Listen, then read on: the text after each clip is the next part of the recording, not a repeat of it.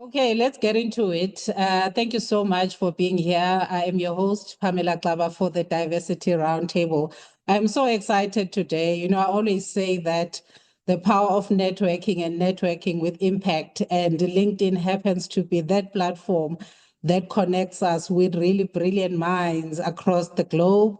And today we are just really, really so fortunate to have this deeply inspiring conversation with an amazing lady, Muraya. She's a transformation strategist, a coach, originally from Kenya, with over 25 years of experience guiding leaders and organizations through transitions. I think, believe, Anne, you've done this in more than 30 countries, right? If I'm okay. So you've been Yes. around the world, right? So you will give us wealth of information and insights today. I'm just really, really excited. So just for context, Anne specializes in helping leaders and teams create clarity, confidence, and courage as we reset and renew ourselves. So our topic today is the power of reset to revitalize your life and leadership. So we'll explore practical insights, mindset shifts, and storytelling that can help all of us to reset both in our professional and our personal lives. So, Anne, it is a pleasure to have you today. Welcome. Thank you very much, Pam, for having me. Yes, so I think let's kick in with our discussion. And before we dive deep into the subject, can you just give us a bit of background, who you are, where you've been, where you're from, what got into the space in the first place in terms of helping leaders transition as they navigate their lives as well as their careers. Over to you, a bit of Yes. background and intro. Thank you very much, Pam. So, yes, I'm a firstborn daughter. I am a mother of two adult children. Mm. I was born, raised, educated in Kenya, in East Africa, and have had a life that has been very interesting. Interesting in the sense of when I think back to my even professional journey, I started off with a keen interest in strategy, change management, and psychology. And the psychology of it was a bit interesting because I came into that as I watched my children grow, as I watched some of the other students in the school that they went into, and I was just curious. And so my curiosity over the years sort of intertwined. And over the years, I've worked globally with senior leaders across various sectors, supporting them in strategy, in managing change, leadership, organizational culture. And particularly from the professional standpoint, I began to notice how all these pieces were deeply, deeply connected. And so at the center of it all was always the leader in a transformation journey. And so my curiosity around behavior and the structured systems, whether those systems of organizations or systems of business, led me very naturally into this space as a transformation strategist and coach. Wow, it's really quite a remarkable journey so far. So, and I'm really, really excited to hear more from you. So I think let's really then just kick in and just let me ask this question. So when I say reset, what does that truly Mhm. mean to you, particularly in the context of leadership and life? Yeah, yeah. So when I talk about reset, I don't mean starting over from scratch.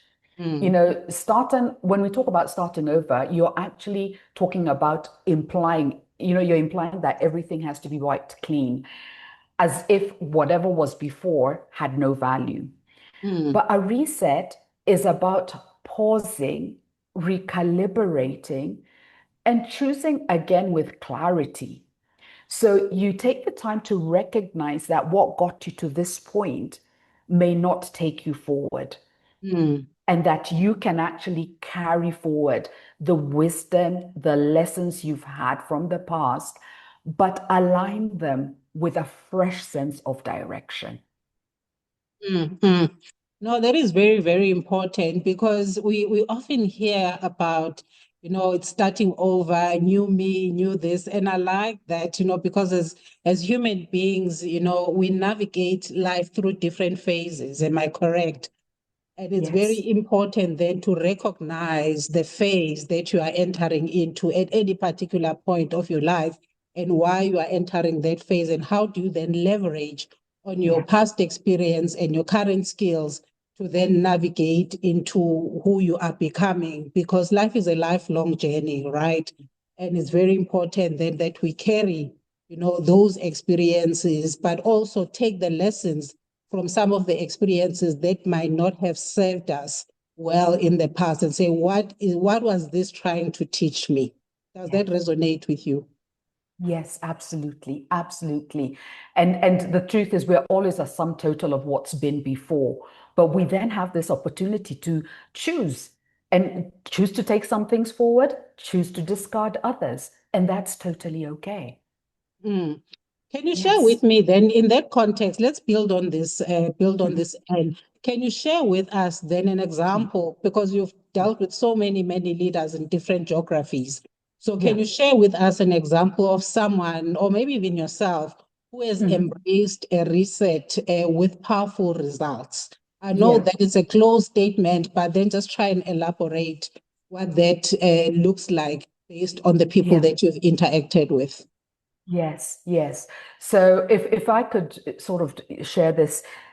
So if we particularly look at COVID, I Mm, find COVID a sort of line in the sand where after COVID, lots of things changed. And I've seen many people like myself as well who went through a season where COVID acted as a pause. It actually forced people to pause and mm, ask themselves really hard questions. What am I doing? What's my life all about? I remember some leaders saying to me, one particular one said to me that they had never spent time with their child. And mm, so during COVID, because they were forced to be there with a child, the helper had to go back home. They got to learn their child all over again. They had never had that opportunity. mm, Now, in my case, what happened was I went through a season where even if things were working, looked like they were working, I felt a disconnection from parts of my work. And I sort of took a step back and was wondering, what is it? So I recognized I was drawn to some elements of it, but not to others. Others, I just felt I just didn't have the wherewithal to continue with them. So I actually sat down to redefine, first of all, like you said earlier, who I had become. mm, And on the basis of who I had become, pressing into the disquiet that I had been sensing, I also began to look and say, what parts of my work give me joy, give me mm, fulfillment, and energize me? And so, what did I do? I recreated, redesigned my life and my work so that at the end of the day, I took what I felt was working and what, I could then move forward. And decided that there were other aspects I could let go of. And so there was a lot of letting go, but there was also a lot of pivoting. And it wasn't about abandoning everything I'd built. No, no, no, no, no. I was now stepping into what gave me fulfillment. And so for me, there's something about the reset that brought alignment.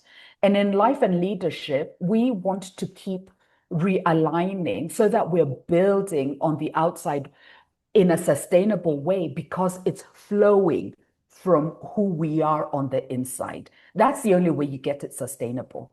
mm. I like the last phrase that you just mentioned now, flowing from who we are from the Yes. inside, right? Yes. Because I think for me, that says, before you can pour out into the world, you really need to know who you are first, Yes. both from Yes. a personal perspective, a leadership perspective, a spiritual perspective, even, Yes. to Yes. understand the essence and the core of who you Yes. are as a human being first before you can even pour out to others. Yeah. So Absolutely. building on that, because it's really transformational work that you Yes. do amongst other people, that do similar work as well. So in Mhm. your transformation work, so do you guide people through a framework, because we have Yes. all sorts of frameworks when it comes to personal development and Yeah. coaching. And, Yeah. some of the frameworks, they involve like the 3 R's, like Yes. reflecting, reframing, and Yeah. re-energize. So can you take us through the framework that you particularly use and walk Yeah. us through each stage and just give us Yes. practical examples as well? Sure, sure. I like your framing, and mine is actually reflect, redefine, and recalibrate. And this is because I find reflection brings clarity, Mm, and then redefining gives you courage to see new possibilities. And then we recalibrate to make sure that our actions and our rhythms stay anchored to what matters the most. And mm, so, if I take us through, just like, for example, reflect, the first one, reflect. yeah, Reflect has to do with actually pausing and yeah. noticing. Mm-hmm.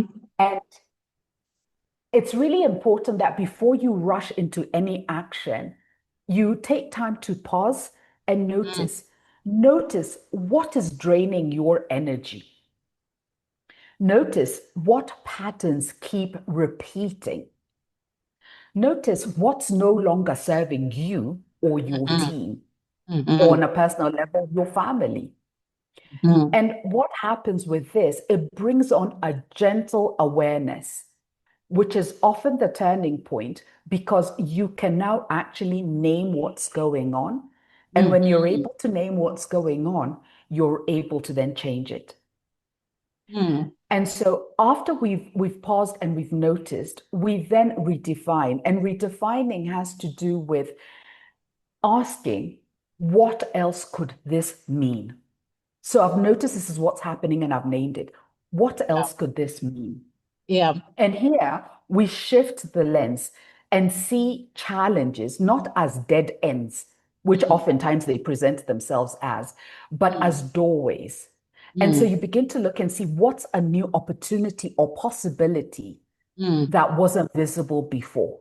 You've mm, probably heard this phrase where an upset is often a setup.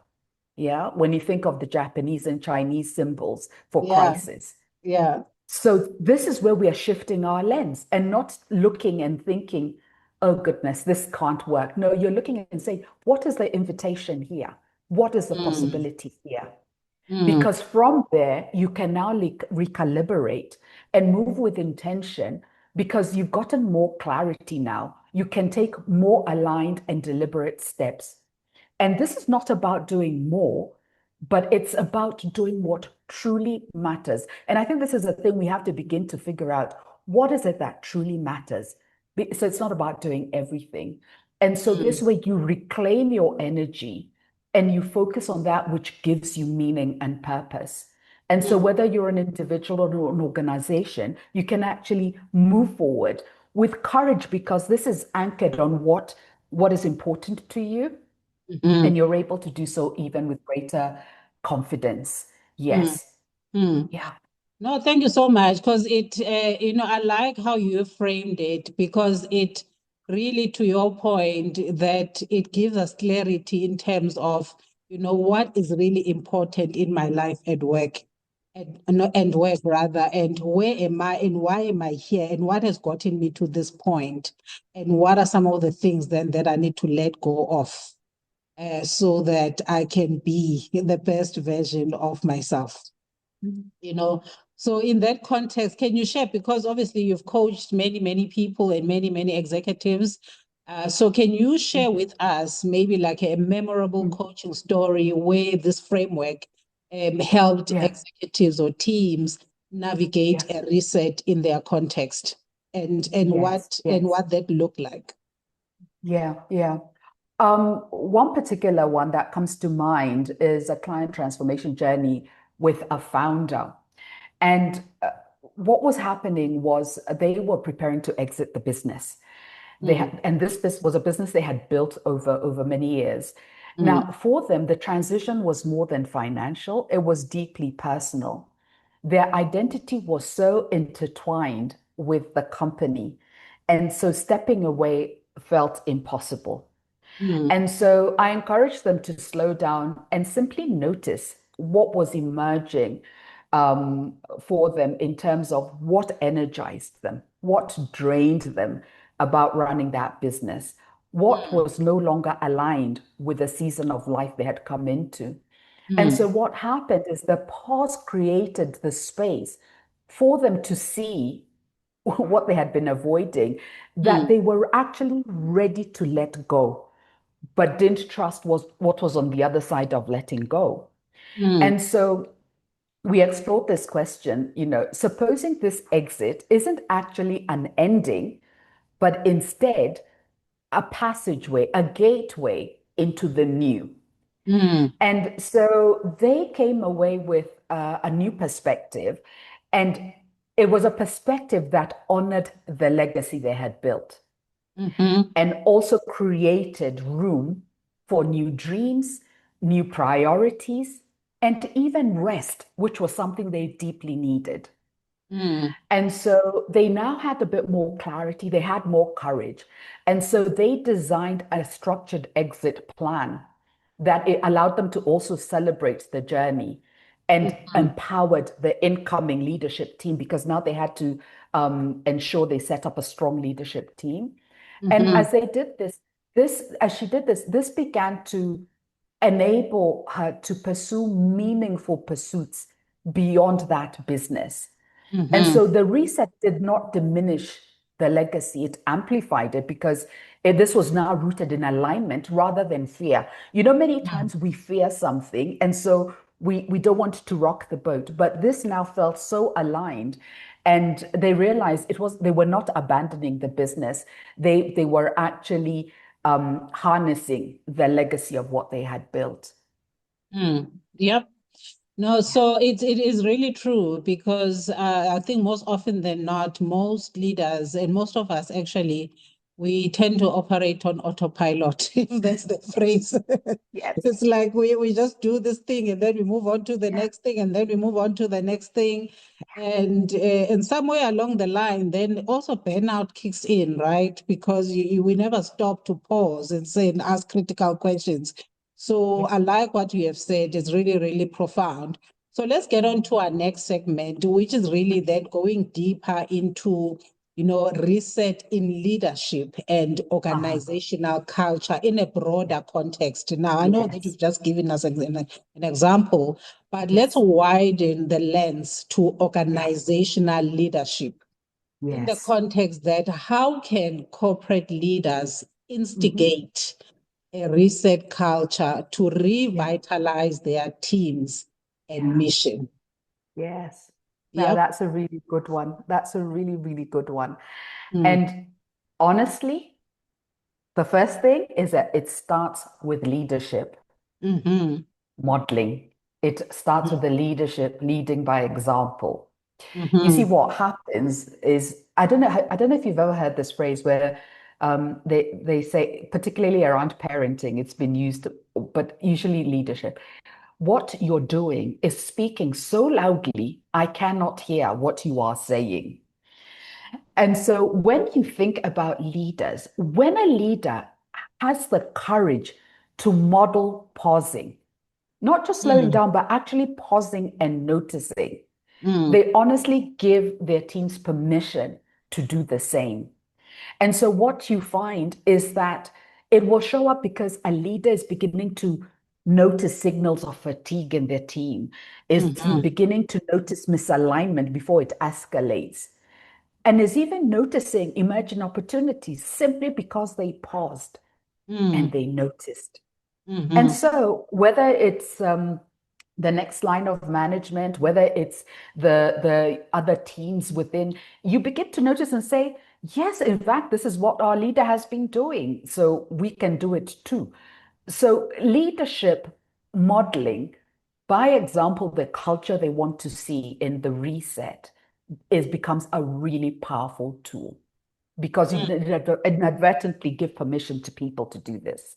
mm-hmm, Another thing I would share is, particularly when we're looking at organizational health, which is what I like to call it. This is when we're talking about an environment that supports an organization fulfilling its vision and goals. mm, One of the things you always want to do is you want to create psychological safety. yep. Spot on. And psychological safety is a term that was coined by a professor called Amy. I can't remember her second name. Mm. And this is when team members feel safe enough to be able to act in the culture that's being, um, you know, that's being pushed forward. So you can say at meetings all you want that we want to have a reset culture. This organization is moving forward and we're putting things in place. We want a reset culture. But you know what? Until the team members feel that they can make the pivot without fear of judgment, Mm-hmm. they will not pivot into resetting. And this is what happens when you actually create an environment where people feel safe enough to reset, then you will even begin to notice that innovation increases. Yeah. Why? Because people are taking time to reflect, to think Mm-hmm. and say, this isn't working anymore. They find their voice, they're able to contribute and say, we have noticed that isn't working anymore, that maybe this might be a better solution. But if they do not feel safe, if they feel that they will be judged, you will sit at meetings, you will talk to yourself, you will share everything you think needs to be done, and the room will be silent. And so if you notice any of this is happening, take a step back and ask, are we creating psychological safety in this organization or not? And so culture must be supported by Mm. psychological safety. The third and last thing I'll say is that the culture can only be supported if you embed systems that allow a rhythm of that culture you're wanting to bring in. And so what does this look like? This looks like ensuring that if you ever have a team retreat, there's opportunity given in there for resets. If you're doing basic check-ins, whether they're monthly check-ins, one-on-one check-ins, that there's opportunity for reset. There's structured reflection points. These are not interruptions. I remember having to say over and over again before an agenda in a meeting, are you taking time to check in and find out where people are at? And if you see that as an interruption, you've got quite a bit of work that needs being done. Mm. Because until these people are in a space where they feel that they are seen, they're appreciated, you cannot honor or even get to a place where things will work for the organization. Because this is the truth. A practice like this will keep the mission alive. Why? Because people will keep checking in. Are we on mission? Are we being relevant? Is what we're doing relevant to mission? And so that is Mm-hmm. energizing. They'll be adaptive. They're checking in, we're flexible enough to shift. We're not just Mm-hmm. pivoting just because everyone's pivoting. We're looking at what's going on in this space of ours. You're aligned, you're anchored to purpose, to the vision of the organization and the values. That cannot happen outside of these three aspects as the key aspects that undergird any culture of any organization. And so a reset culture, honestly, is not a luxury. It's a responsibility that needs to be taken on by the leadership because it will create space for people and purpose to flourish together. Mm. No, thank you, Anne, because also what I'm hearing you say, just in summary, is that, for leaders to build a reset culture in the organization, it must be intentional. Completely. Yes, but also it must be proactive, you know. Yes. So we shouldn't wait until something happens and be like, oh, okay, what did we miss? How do we, reflect and almost like fighting fires and being reactive after the incident has happened, right? So, which leads me then to this segment that says, let's talk about reset amid adversity, right? Mm, So to mm, contextualize is that many people reach for a reset when they are overwhelmed and or they're even burnt out. So mm. any advice on how to reset effectively in the midst of pressure? Because in most environments, whether socially or in the corporate setting, there's always pressure, right? But then how do we then, make sure that we reset effectively instead of waiting for burnout or, waiting for us to be overwhelmed amongst the pressure, amongst the deadlines, Yes. amongst the Yes. deliverables, even in our Yes. personal spaces, we juggle so many Yes. things, we multitask, there's home, there's study, there's Yeah. family, there's work, there's everything. Yes. So can Yeah. you contextualize this for us? Yes, yes, indeed. Yes, I can. So the key is to learn how to reset regularly and to do so in the midst of whatever is going around you, so that you're more resilient. And so there's what I refer to as alignment moments. Mm, And so what I encourage, these are small intentional pauses, and they take just a few minutes, but they make a mm, big difference. And mm, so it could look like in the midst of your day and things are all over the place, you just step outside. Go outside and look at something very different. If you're fortunate enough to be somewhere where there's nature, step out and just, in fact, they call it it's almost take a nature bath, where you just walk under a tree, look at a flower. But what you're doing is you're shifting your focus to something else. mm, And what that does, it actually refreshes you. mm, Just that little short thing you did refreshes you.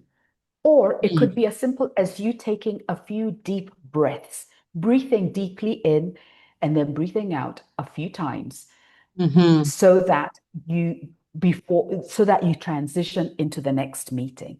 mm, It also looks like you creating margin in your day so that you don't always have back-to-back meetings. You at least mm, have 5-10 minutes where maybe you can stand up and stretch, breathe in, and so that you're then able to shift gears and move on. Another thing is mixing up your tasks so that if you've been working on one thing for a long time, maybe set a timer after 20 minutes, get up and go on and do a different task. Because what that will do, it will also just refresh you. But what's really important is to recognize, small as these pauses look like, they're mm, actually quite effective because what you're actually doing is you're creating mindfulness. You're mm, creating yourself being present in a thing. And so I know of someone who, as a really busy executive, trained themselves to, in between meetings, to just like, especially if you're doing remote meetings, mm, to just put down their laptop, who shut it down for 5 minutes. And mm, during that 5 minutes, just breathe. mm, Just breathe. mm, And if you're feeling, you're cluttered in your mind, mm, write down some things, just a dump, like a brain dump. Write down things, whether on a device or on paper, just jot down some things. And that really helps you shift from there. Or it could even be just take, especially if you've really had a hard time, a mm, hard day or a hard meeting, just mm, note down 3 things you're grateful for. mm, And what that does is it reminds you that all is not lost. mm, And so it realigns you. So these are just ways of putting in alignment moments to align you back into mm, who you really are so that you're not frazzled by what's going on. mm. So it's basically you need to give yourself permission for me time. Yes. Because sometimes also, the trap that we get into, especially as women leaders, not that males don't get into this trap, but I think it's more prominent for female leaders, is that we wear our nurturing hat and our multitasking hat, and then we tend to forget about ourselves. Or sometimes we Absolutely. tend to feel guilty for giving ourselves me time, Yeah. because then you're thinking, oh, I could be doing this, I could be doing that. But I think, what I'm hearing is that it's okay to give Yes. yourself permission to pause and focus on you and in terms of what your body, what your spirit, what your soul is telling you. Yes. I like how you've put it. And I Mm, would say it's not just okay, it's important. So let me give an yeah. example. For example, when you think of a car, if you're driving a car and it starts blowing out some steam in the front. You're not going to keep driving. You will stop. You will open that hood in the front to find out what's happening. So, Mm, similarly, if you find yourself boiling over, maybe you're having a headache or maybe you're losing your temper easily, stop, mm, stop. Take the 5 minutes to check in. What is going on? Or mm, breathe or take a walk. It's mm, really important. And whatever's going on internally is usually a signal. So you mm, don't want to override that and keep going mm, because then, like the car, it could just knock and you'd have to leave it by the side of the road and find a different way. mm. No, thank you this for this. And so can you hear me? Yes, I can. Yeah.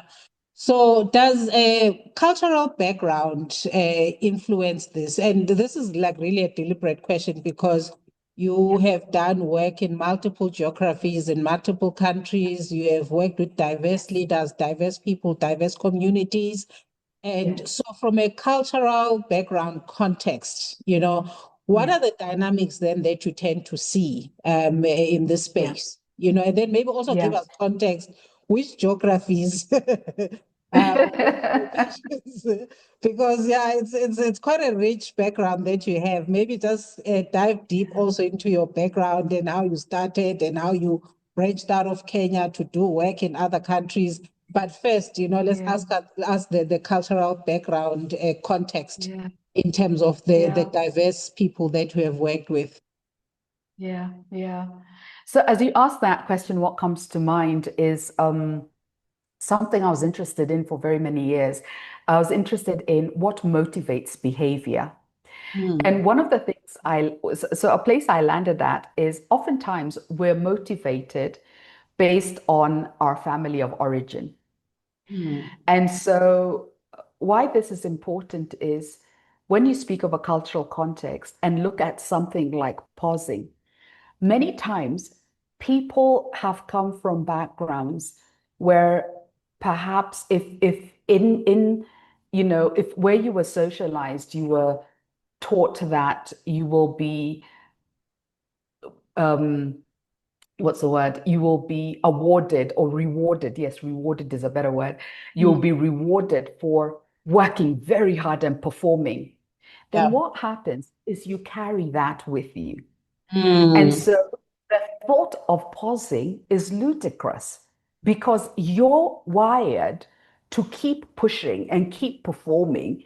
And so you have to unlearn to learn.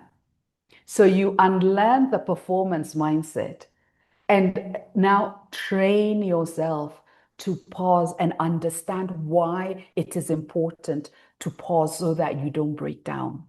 mm, And so you will find that notwithstanding, and this is actually quite interesting, notwithstanding the part of the world you came from, mm, if the social framework you came from was one that was more predisposed to poverty, then yeah. performance was a real important thing because this was the only way you were ever going to come out of poverty. Mm, But you'll also find that where there has been insecurity, there's a need to prove yourself. mm, And sometimes proving yourself looks like you going and going and going. Sometimes I think that's where we get things like the Energizer Bunny, that keeps going. And so and so people are clapping, please. Oh, this person, they never rest. They're always going and everyone's clapping and you're feeling, yes, yes, yes. Now, do you know that is a reward system until you go down into the ground because of how much you've pushed yourself? And mm, I remember one time speaking to some um, leaders, and they came from different African countries. mm, And it was so fascinating. I mean, the continent was well represented in that training session. And they were like, this is so true. And one shared an example of how they had been in a meeting and there was somebody from a multinational large organization, which I've mentioned here, you would all know. And that mm, person was in the room with them and their child came in. So let's assume my child comes into the room, and because I Mm. have this visitor who's coming to check that the financing they've given us is working well, my child is saying, we're supposed to go for this thing. So I Yeah. quickly dismiss my child because I Mm. want to show this person I'm working very hard to make sure this money you've given us is working well. So Mm. do you see right there, in that now in the session we were in, they realized that's when it dawned on them that they were sacrificing family on Yeah. the altar of looking like they were doing something, Yeah. looking like they were performing. And Mm-hmm. so we have very many altars we sacrifice because Mm. we want to look a particular way, a way Mm. that is socially accepted. So, notwithstanding whichever culture you come from, Yeah. whatever is pronounced and lauded is what you then want to respond to. But Mm. the question is, at what expense? Mm. Mm.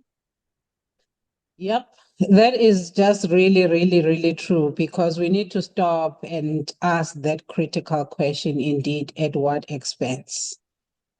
But then also there's what can you say then in this context around peer pressure Mm, or feeling like you are not doing as much as other people are doing? Like, social media puts so much pressure on all of us, if not most of us. mm. Um, and there's LinkedIn, right? There's Yes. LinkedIn where just people are constantly posting all the nice and wonderful things that they are doing, and you just feel Yeah. like, oh, I'm so behind. Why am I Yeah. not there? So, Yeah. so the peer pressure and the spirit of comparison and Yeah. competition, Yeah. how Yeah. does it fit into this topic? Yeah. So, earlier we spoke about reflecting Yeah, and figuring out what is it that's important, what matters. yeah. And you're looking at this from your belief system, from your values, disposition, Mhm, looking at this from your life and season of life phase mhm, that you're in. mhm, And there's got to be a place where you say to yourself, I don't love my life, my work is not fulfilling, and I can't keep doing the same thing over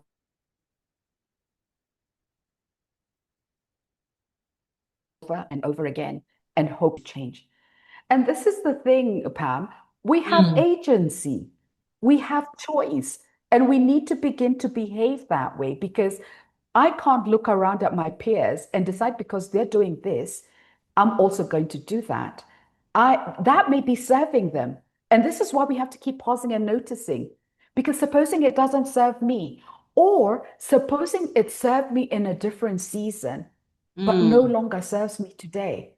mm, I've got to make certain decisions. And I'll tell you, like for myself, many years ago, I attended an event just like this one.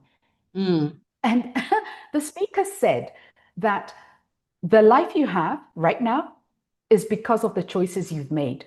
Yeah, I honestly was very offended by that statement. And what it did is it confronted me.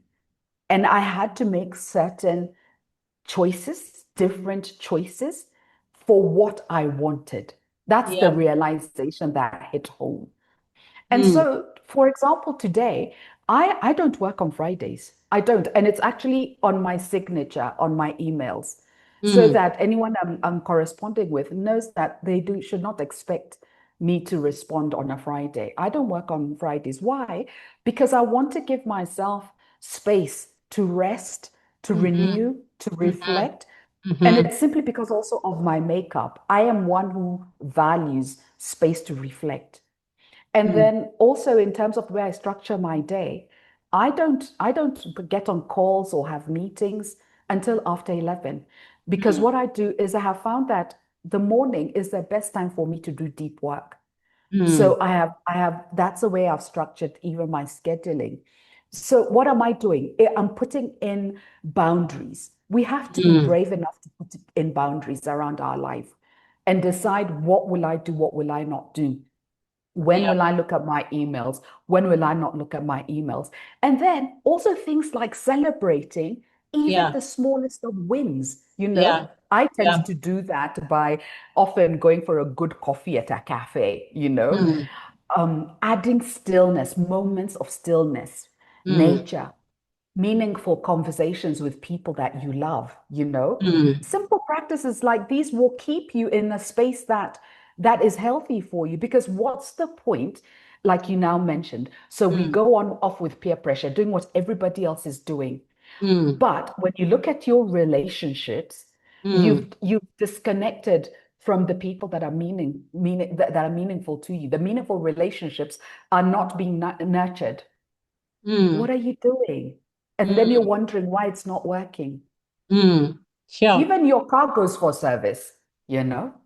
Yes, absolutely. Absolutely. And so talk to us about, what's next in your world, what's coming up in your world. I think when we were talking earlier, preparing for this discussion, you told me that you'll be in Cape Town in September. What's happening there? So in September, from the 1st to the 5th, I'm running a workshop for it's a leadership immersion actually. So Mm, it's very experiential. So we actually closed registration on Friday, but if anybody was open and wanted to, we can always reconsider that.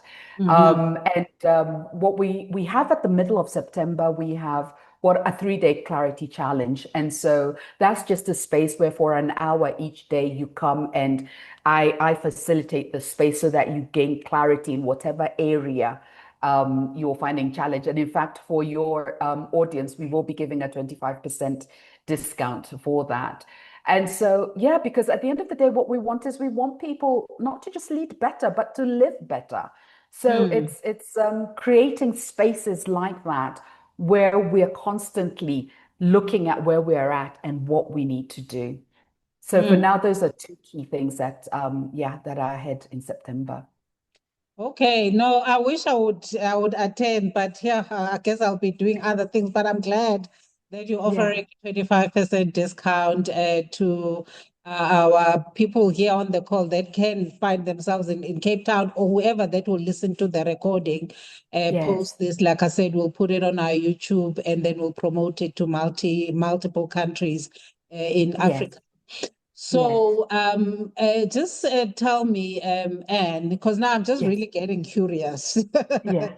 Before I hand over to our ladies in the call, just maybe some for those that would like to engage with you. What Mhm. made you get into this space? Because Yeah. obviously you didn't start off your career, doing this type of work. And so what made you get into this space? Maybe if you can just take us through your career journey. The Yeah. reason why I'm Yeah. asking this question is that Yeah. for someone that wants to pivot, someone that wants to, Yes. do something else with their career, Yeah. maybe later in life or even wherever Yeah. they are now, Yeah. Yeah. how do they get into the space that you currently occupy? Okay. No, that's a good question. So you know what? I actually started this journey um, doing more around strategy. So a lot of my training was on strategic planning for executives, and with that, also change management. Mm, And I remember for a long time, I would talk about change management. I would try and help people understand the process, which sometimes I feel is not very well done. But anyway, yeah. and over the years, as I kept doing this, I found, it's like you're solving one problem and another one Mm, comes up. So mm, by the time now we're looking at leadership skills, because you now realize actually we can't deal on strategy if we are not dealing with a skill set. If we can't deal with strategy if we're not putting a finger on the culture.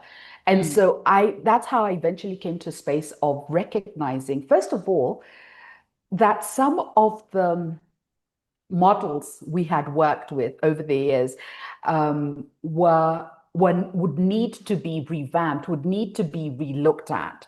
mm-hmm, And there's I felt that there was a move to being more person-centered in the mm-hmm, sense that we have the leader right in the center of everything, whether you're a professional who's transitioning from employment to running your own business.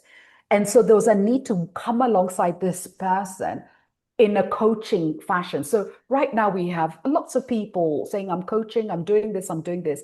But I think it's really important to realize that when we talk about coaching, coaching is a tool. When we talk about facilitation, facilitation is a tool. When we talk about training, training is a tool. When we talk about mentoring, it's a tool. So we have all, an eclectic toolkit that you pull out from time to time. But the question is, what is it for? And in my case, it is for transformation. Because I have learned that transformation, first of all, is a journey. And at different parts of this journey, the tool use will be different. And so I'll pull out the tool needed at the point that we are at. But ultimately, it's all about transformation. And it's because I feel as we continue, and I love how you put it at the beginning as we started, we are always becoming. Yeah. Who I was last year is not who I am today because of the experiences I've had over the past 8 months. And so as you realize that and become intentional, we then say, so who are we becoming? What's a transformation journey? What does that look like? In my specific case, it's for someone to design a life and a business they love. Now, that in particular became very important to me because I realized we tolerate our lives. And so you keep going on and going on with something that is no longer serving you. And you can change it. And so I kept tweaking what I do to make sure that I'm providing a space that gives people permission to do that. We tolerate our lives. Why? Oh my, honestly, that has just, opened so many thoughts. I mean, before I start asking another question and another question, and then we go on for more than an hour. But, I would just really like at this point maybe to open up, the opportunity for those that have joined us in the call. If you've got any questions or any input or any messages, if you want to type in the chat, please, you're more than welcome. If you want to say something, now this is your moment to shine. And unmute yourself, and then let's just really engage with Anne, because I think, Anne, you bring such a wealth of information, such a richness as well in terms of, how you see the world. It would be rich because, I mean, you've interacted in more than 30 geographies, right? So I wish that one day I could have an opportunity to sit down with you over lunch for half a day and actually just pick your brain on a couple of things. But I'm sure that opportunity will come because the world It has will. become really, really, really small. So Yes. anyone in the call that would like to engage with Anne, I see Belinda, you have unmuted yourself. So over to you. Hi ladies, hi Anne, hi Pam. Yes. I think for me, what I took out today is realizing that I had a forced courage actually to research after 10 years. And unfortunately, you don't realize that you're burnt out or you're overwhelmed or all these things that you keep pushing, you can't quit.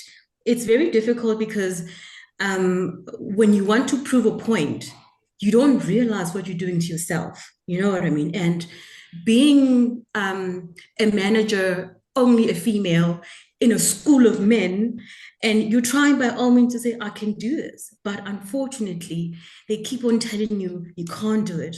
This is a man's job. This is, you will never make it in this industry. But then you don't want to quit because you want to prove a point. And you get overwhelmed, you get burnt out, you end up believing in what they're saying, which is untrue. And that affects your health. I mean, I believe that I was sick, but I wasn't sick. It's because I believed in what they were saying. But then after 10 years, I realized, Belinda, no, you can't do this to yourself.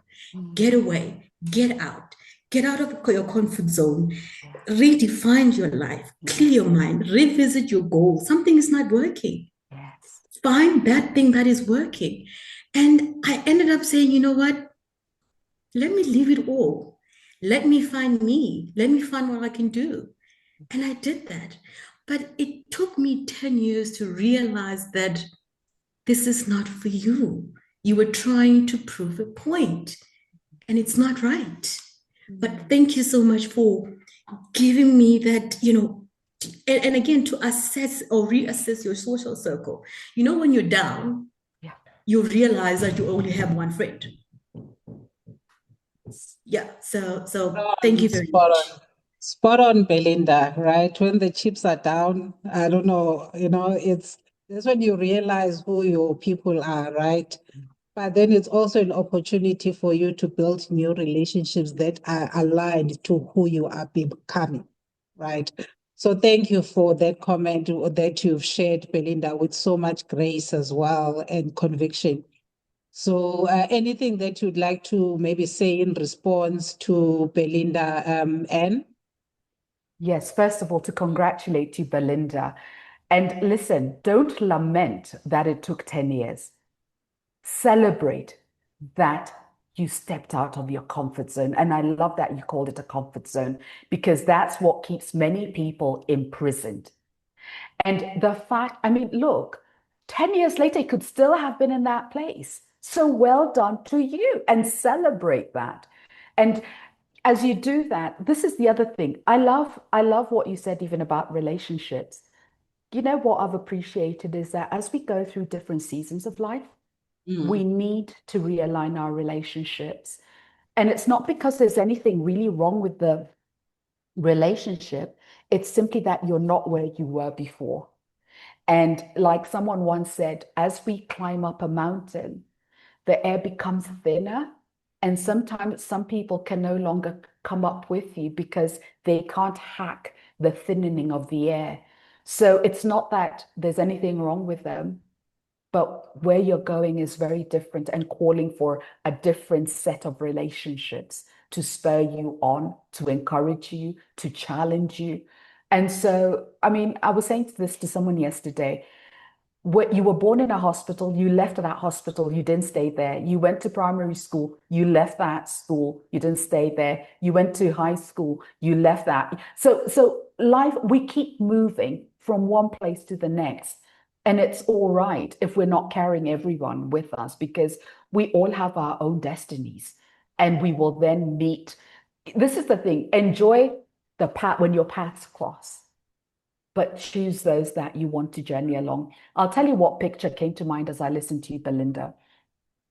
When you were talking about being in this organization and all these men, I remembered that oftentimes when you've been in a room for too long, you don't notice when it becomes stuffy. It takes somebody coming in through the door to ask, why is it so stuffy, and open up the windows. And sometimes we need to put ourselves in different environments so we begin to notice what we have withstood for too long that needs to shift. Thank you so much. I love your analogies, Anne, about the stuffy rooms. Yeah, and it's so true, right? It is so true. Thank you so much for that. So anyone else, before we take some closing reflections? Mary, you are muted, so over to Yes. you. Okay. Thank you so much. And that was very inspiring as always. So I think what Belinda was saying about proving a point, that's something that happens to a lot of people. And I go through that kind of situation as well. Like you don't want to seem like you are a failure. Like you have to prove a point, and then you keep doing things that do not produce any value or bring any kind of happiness or meaning into your life. So I think that's the trap. But I want to say also that Pam, you know that I know Anne, we know each other, and she is the one who actually inspired me to register my business, something that I was putting on hold for a long time. And it's that encouragement to say, this is your passion. You are very good at that. So that encouragement, because when we don't have the time to reflect, actually, we are always busy. So I took the time to reflect. I'm actually passionate about this thing. So why don't I pursue that, even if it's for part-time, you know? And taking that one little step, I cannot tell you the difference it has made in my life. because that's what I'm passionate about and that's what I want to do. So I want to take this opportunity again to thank Anne for inspiring me and encouraging me to do that as well. Yeah. Thanks, Anne. You're welcome, Mary. And you've come alive, and that's my joy to see you come alive in what you love to do. Yes, thank you. No, she has. You've actually become kind of firebrand, Mary. Mary just reached out to me and said, Pam, can we collaborate? I'm like, who is this? But because I never dismiss people, here we are today. So then Mary ended up introducing me to you, Anne. And then we built the sisterhood. And now we know Belinda, we know Artie, we know Imani in the call as well. So I'm not sure if Artie and Imani, you want to say something before we take some closing reflections from Anne? Yes. Sure. Okay. I'm happy to say that, you know what, in everything you're doing, even as I listened to what you just said, Mary, when you lie down at the end of the day to sleep, you must ask yourself if you have honored what you believe in, what's important to you. And that should stir you away from settling. We must not settle for less than. Let's keep pushing into that which we know could be fulfilling. And that way, you will find that you're able to live better. When you live better, you can lead better. And so I just want to encourage all of us to just look internally, reflect, realign, and step out into that which is beckoning, into the invitation that's out there. Yeah. Yes. So for me, it's really says that if you know better, we do better, Yes, right? do better. No, Yes. so thank you so Yes. much. And it is now 4 o'clock my time here in South Africa, and we really are inspired by your work. So where can people contact you, and how can they contact you? Yes, we're actually dropping the links right now in the chat, and you can connect with me on LinkedIn. You can also visit my website. That's on linked there, and then let me see if the links have come down. And then also for the 25% discount, we are sharing that. Let me see if let me just drop them again. We got that. There we go. Okay, so you are sharing. Thank you so much. And so I think really There we for go. more on Anne's work and resources on on transformation strategy, just be sure to connect with her. And for all of you, thank you so much. Thank you so much for taking your time out of your busy day and joining us to have this very important discussion. Like I said, it is recorded. It will be uploaded on our social media platforms on YouTube. It will also be shared on LinkedIn, the YouTube link. So in closing, let's keep reflecting, let's keep reframing, let's keep resetting until we talk again. So thank you so much for being here. And thank you so much for your time. I will certainly be in touch because I don't just talk to people for the fun of it. I build relationships, I collaborate, I build networks, and I build communities as well, Yes. So thank you so much for gracing us with your presence and sharing your wealth of information and your time as well. Until we Thank chat you for again. having me, Thank Pam. you.